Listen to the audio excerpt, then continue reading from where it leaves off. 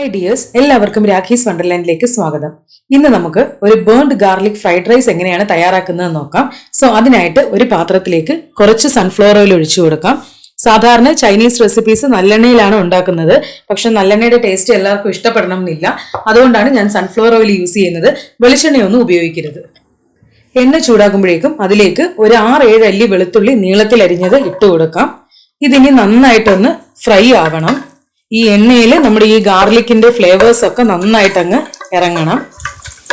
ഇതാ നമ്മുടെ ഗാർലിക് നന്നായിട്ടൊന്ന് മൂത്ത് വന്നിട്ടുണ്ട്. നിങ്ങൾക്ക് ക്യാമറയിലൂടെ എത്രത്തോളം കാണുന്നുണ്ടെന്ന് എനിക്ക് അറിയില്ല. നമുക്ക് ഇത് എണ്ണയിൽ നിന്നങ്ങ് മാറ്റാം. ഇനി അതേ എണ്ണയിലേക്ക് നമുക്ക് 2 അല്ലി വെളുത്തുള്ളി ചെറുതായിട്ട് അരിഞ്ഞത് ഇട്ട് കൊടുക്കാം. ഞാൻ നേരത്തെ പറഞ്ഞതുപോലെ ഈ ഓയിലിൽ ആ ഗാർലിക്കിന്റെ നല്ല ഫ്ലേവേഴ്സ് ഇറങ്ങിയിട്ടുണ്ട്. പിന്നെ ഞാൻ ഇതിലേക്ക് സവാളയൊന്നും ആഡ് ചെയ്യുന്നില്ല. ഇനി നമുക്ക് ഇതിലേക്ക് കട്ട് ചെയ്ത് വെച്ചിരിക്കുന്ന വെജിറ്റബിൾസ് ഇട്ട് കൊടുക്കാം. ഞാനിവിടെ ഒരു ചെറിയ ക്യാരറ്റ് ചെറുതായിട്ട് അരിഞ്ഞത്, ഒരു 5-6 ബീൻസ് ചെറുതായിട്ട് അരിഞ്ഞത്, കുറച്ച് ഗ്രീൻ പീസ്, അതുപോലെ തന്നെ 3 കളർ ക്യാപ്സിക്കം ചെറുതായിട്ട് അരിഞ്ഞത് എന്നിവയാണ് ചേർത്ത് കൊടുക്കുന്നത്. ക്യാപ്സിക്കം 3 കളർ ചേർക്കണമെന്ന് നിർബന്ധമൊന്നുമില്ല. എന്റെ കയ്യിൽ 3 കളർ ഉള്ളത് കൊണ്ടാണ് ഞാൻ 3 കളർ ആഡ് ചെയ്ത് കൊടുത്തത്. പിന്നെ വെജിറ്റബിൾസ് ചേർക്കണമെന്ന് നിർബന്ധമില്ല. ചിലരൊക്കെ burned garlic veg fried rice ഉണ്ടാക്കുന്ന സമയത്ത് വെജിറ്റബിൾസ് ഒന്നും ചേർക്കാറില്ല. ജസ്റ്റ് ഗാർലിക്കും സോയാ സോസും കുരുമുളക് പൊടിയും ഒക്കെയാണ് ചേർക്കുന്നത്.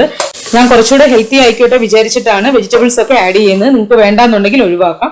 ഇനി വെജിറ്റബിൾസ് നന്നായിട്ടൊന്ന് കുക്കാവട്ടെ. ഓവറായിട്ട് കുക്കാവാൻ പാടില്ല. ചെറുതായിട്ടൊന്ന് കടിക്കാൻ കിട്ടണം. വെജിറ്റബിൾസ് നന്നായിട്ട് വാടി വന്നിട്ടുണ്ട്. ഇനി ഇതിലേക്ക് ഒരു 1/2 ടീസ്പൂൺ കുരുമുളക് പൊടി ഇട്ട് കൊടുക്കാം. കുരുമുളക് പൊടിയുടെ അളവൊക്കെ നിങ്ങളുടെ എരിവിനനുസരിച്ച് മാറ്റം വരുത്തണം. 3/4 മുതൽ 1 ടേബിൾ സ്പൂൺ വരെ സോയാ സോസ് ഒഴിച്ചു കൊടുക്കാം. കുറച്ച് ഉപ്പ് ഇട്ട് കൊടുക്കാം. ഉപ്പിടുമ്പോൾ പ്രത്യേകം ശ്രദ്ധിക്കണം, കാരണം സോയാ സോസിൽ ഉപ്പുണ്ട്. പിന്നെ ഞാൻ അരിയും ഉപ്പിട്ടാണ് വേവിച്ച് വെച്ചിരിക്കുന്നത്. അതുകൊണ്ട് ഉപ്പിടുമ്പോൾ പ്രത്യേകം ശ്രദ്ധിക്കണം. കൂടിപ്പോയി കഴിഞ്ഞാൽ നമ്മൾ ഈ ചെയ്തത് കംപ്ലീറ്റും വേസ്റ്റ് ആയി പോകും.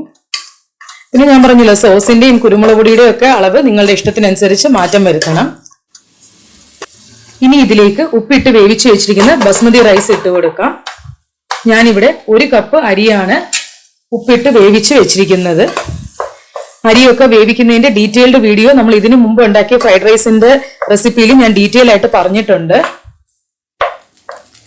ഇനി ഇതിലേക്ക് ആദ്യം തന്നെ ഫ്രൈ ചെയ്ത് വെച്ചിരിക്കുന്ന ആ ഗാർലിക് ഇട്ട് കൊടുക്കാം. അതുപോലെ തന്നെ കുറച്ച് സ്പ്രിംഗ് ഒണിയൻ ഇട്ട് കൊടുക്കാം. നിങ്ങളുടെ കയ്യിൽ മല്ലിയില ഉണ്ടെങ്കിൽ മല്ലിയില ഇട്ട് കൊടുക്കാം. എൻ്റെ കയ്യിൽ മല്ലിയില ഇല്ലാത്തതുകൊണ്ടാണ് ഞാൻ ഇടാത്തത്.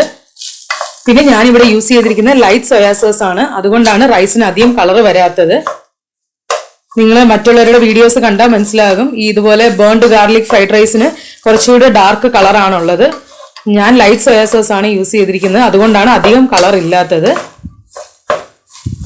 അപ്പൊ ഇത് മതിയാകും. സിമ്പിൾ ആയിട്ടുള്ള burned garlic veg fried rice ഇതാ റെഡി ആയിട്ടുണ്ട്. ഇതിന്റെ സൈഡ് ഡിഷ് ആയിട്ട് ഞാൻ ഇന്നിവിടെ മഷ്റൂം കറിയാണ് സെർവ് ചെയ്യുന്നത്. അപ്പൊ ഈ വീഡിയോ ഇഷ്ടപ്പെട്ടു എന്ന് ഞാൻ വിശ്വസിക്കുന്നു. വീഡിയോ ഇഷ്ടപ്പെട്ടാൽ ലൈക്ക് ചെയ്യുക, ഷെയർ ചെയ്യുക.